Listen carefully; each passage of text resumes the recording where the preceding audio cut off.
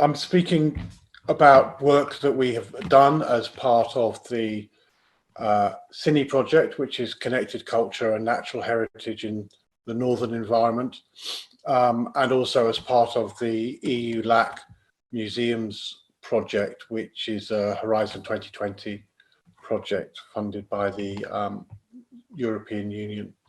And I think that certainly from the perspective of the CINI project, one of the main focuses of what we're doing, of what we're trying to do, is to approach the issue of preservation of heritage from the perspective of promotion. So really the idea is that the extent to which people can be engaged with and to value natural and cultural heritage, and really building upon the existing engagement and value that there is, then this will help contribute to and create a climate in which the preservation of that heritage is taken seriously. So I wanted really to talk a bit about how we've been using and working with virtual reality in that context.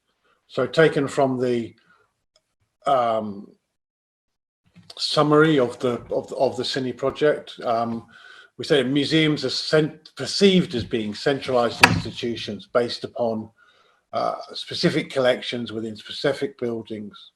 So our project, Connected Culture and Natural Heritage in the Northern Environment, embraces the concept of a museum without walls. So we want an outward-facing museum that takes an active role in challenging perceptions, in fostering social change, and in providing access and information to diverse audiences using new technologies to step beyond the traditional museum context. So that's a sort of goal and the approach that we're taking. And this slide just shows some of the distribution of partners in the project, and also part of the front page of the CINIgate system, which we've developed, building upon the EU LAC work we've developed as part of the part of the project. And so this is an interactive map, and it shows different partners from a Museum Nord, Skrider Cluster, Time Span Museum, and others. So moving on, the kind of virtual museum that we've been developing, the idea behind it is to be able to do 4 things. The overarching idea is that museums and people generally are becoming more involved in digital engagement with heritage, so that it is possible to make 3D models of artifacts using commodity equipment, using cameras and computers that are readily available. Similarly, it's possible to develop virtual tours using a mobile phone or using 360 cameras that come in at a commodity type price, so that there is a increasing use and engagement with these digital modes of interaction with heritage and with sites that are at risk. And so we set out to try and build and try to develop an infrastructure, we call it a virtual museum infrastructure, that would make it easy for museums or custodians of sites to create a virtual museum, to create a digital representation that is available, widely available. And so we identified kind of 4 things that this should do. It should provide support for the creation and capture of digital scenes, of artifacts, and of narratives.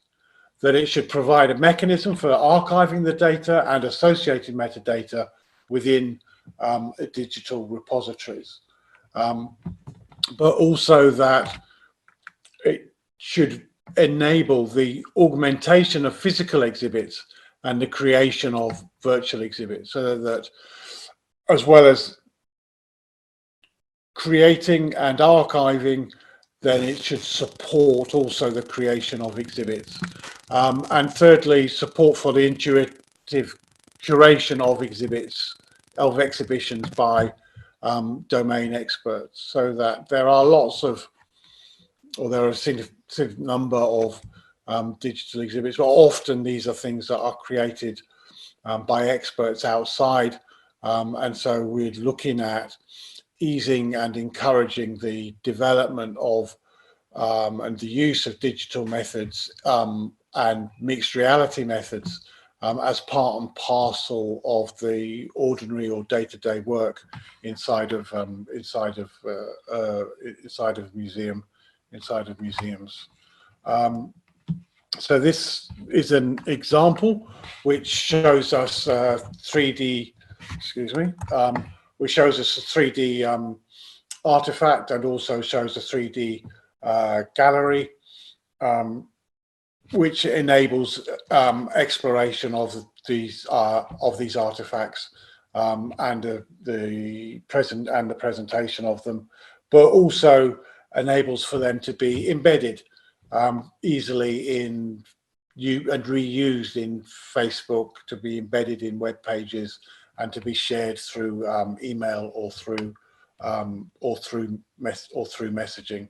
And then this is an example from the Cine project of a museum, of a site in Skrida cluster in the east of Iceland, 15th century monastery, and we used Unreal game engine to create a digital reconstruction of the site, which enables, and then having done that in the Unreal game engine, we're able to use multiple different sorts of media to ensure that that can get reused in a significant range of different contexts. And this is from the EU-LAC Museums project, and it shows a page of the virtual museum infrastructure there, and you can see that each of the museums has their own page, and then when you go to that page you can interact with different galleries that that museum has,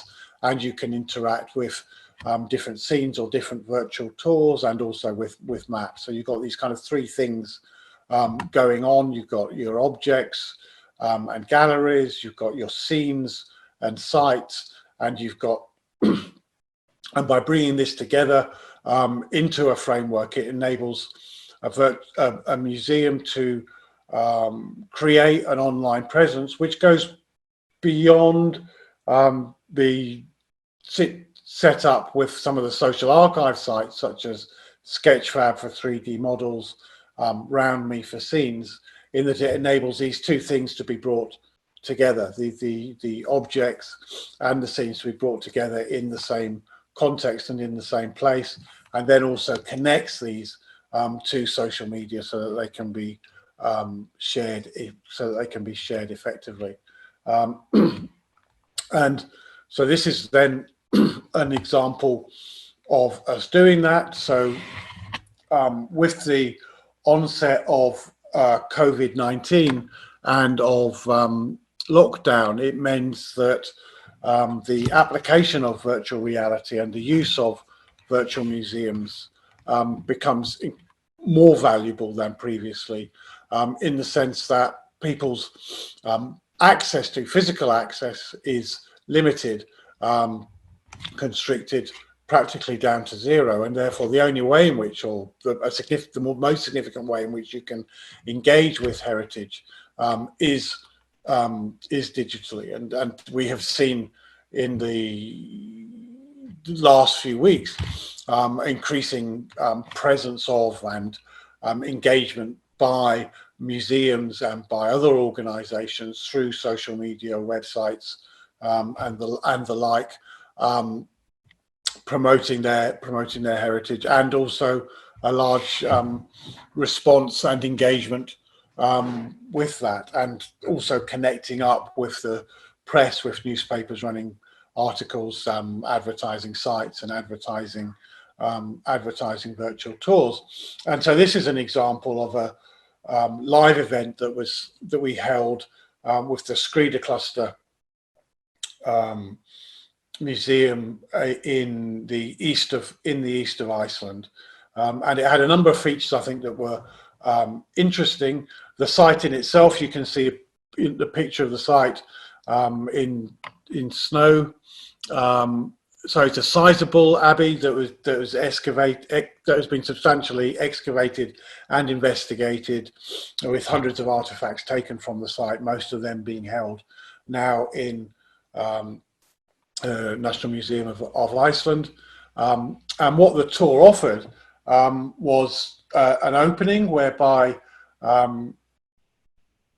Scully Gunnarsson was able to give a guided tour of the site using his mobile phone, connecting to Zoom, connecting to Zoom, and then that being broadcast onto the onto Facebook, and being advertised in that way. But also we were able then to take a digital reconstruction of the site and to have somebody exploring that using Oculus Rift in real time, moving around, looking at things and interacting with the tour guide. So that was the second mode of interaction. The third mode of interaction was interaction with the 3D galleries. So we see here an example of a 3D artifact, and so we were able to investigate some of the artifacts which actually have been located into the reconstruction, and hear the backstory for those. And the fourth mode was through photospheres. Again, a second way of looking at scenes. So you have a static position, but are able then to look around the photosphere and get a high level of fidelity, and again a commentary with that. And then the program finished with a panel. The architect involved in doing, archaeologists who did the investigation, and the museologist and other members of the panel, discussing the effectiveness of the reconstruction, of the different modes of interaction with the archaeology, and also what was found within the archaeological excavation process. So that gave us kind of like 5 different ways of investigating the excavation, and engaging with it. And so this was then supported by the virtual museum architecture for everybody involved. And here we see another image of the excavation. And this is an example of using virtual reality actually to investigate a different site. So this is an investigation in the Highlands of Scotland. It's a virtual reality exhibit based upon digital reconstruction of a distillery and the area surrounding it in Tomintoul in the Highlands of Scotland. And this was taken to a conference. So you see there a table and an exhibit stall and people using the Oculus Rift.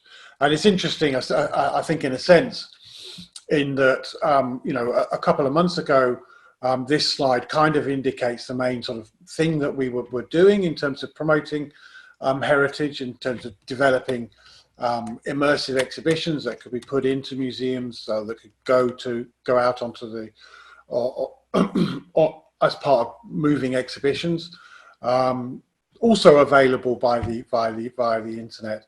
But it was kind of like that is no longer possible, and so the emphasis has shifted quite considerably to doing the live online engagement. But both setups of digital interpretation offer the possibility of learning and engagement with the exhibit and with the exhibition. So to sum up, to go back to where we were at the beginning, virtual reality's amusement and engagement with sites at risk. Developing the virtual museum architecture gives us a framework from which it is possible to help museums and different sites to develop virtual museum for themselves that bring together live engagement, connection with social media, with the more traditional aspects that you would expect to see in a virtual museum of presentation over the web. And what we're trying to do is to, in a sense, provide support for the whole digital process. So as part of that, we also develop a set of toolkits to provide support, and also hold workshops, workshops showing people how to do photogrammetry, workshops showing how to create a virtual tour. And given the interest that there is in these things now, and what is likely to be the case in the future, we think that an exhibition framework like this, which enables a site to, once we're able to go back to these sites, to create a virtual tour, to be able to put that online, because I think it's going to be a significant period of time before people can engage, travel to engage directly with sites. And so there's significant advantages in developing virtual tours and exhibits and bringing those together with commentators from different backgrounds. So I think that that's me.